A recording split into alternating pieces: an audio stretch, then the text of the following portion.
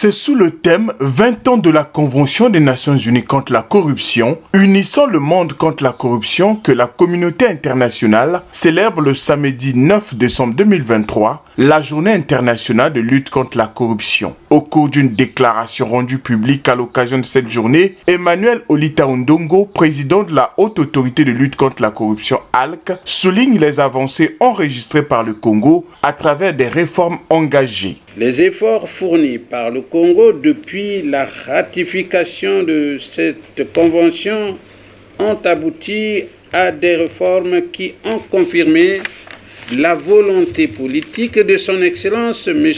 Denis Sassou Nguesso, président de la République, chef de l'État, à émailler le secteur de la gouvernance anticorruption d'un écosystème riche en structures y dédiées.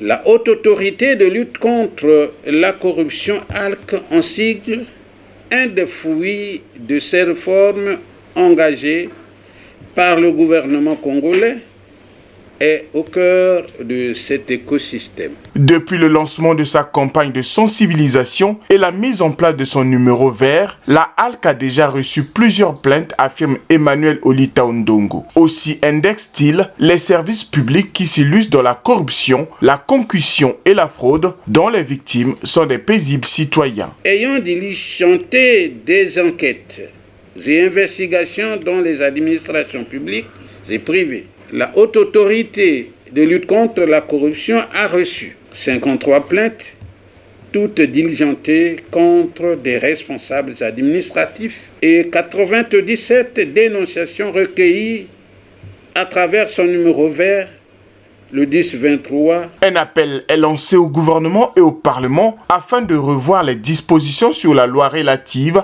à l'obligation de déclaration du patrimoine. Il sied de signaler que l'article 6, alinéa 1er de cette loi, a été déclaré contraire à l'article 55, alinéa 1er de la Constitution du 25 octobre 2015 par la Cour constitutionnelle. C'est ici l'occasion de lancer un appel au Parlement et au gouvernement de la République pour revoir cette disposition afin que la loi relative à l'obligation de déclaration du patrimoine reprenne son effectivité. En effet, la Haute Autorité de lutte contre la corruption mène depuis plus de 2 ans des campagnes à travers tout le pays afin de sensibiliser les administrations publiques sur la lutte contre ce fléau qui freine le développement d'un État.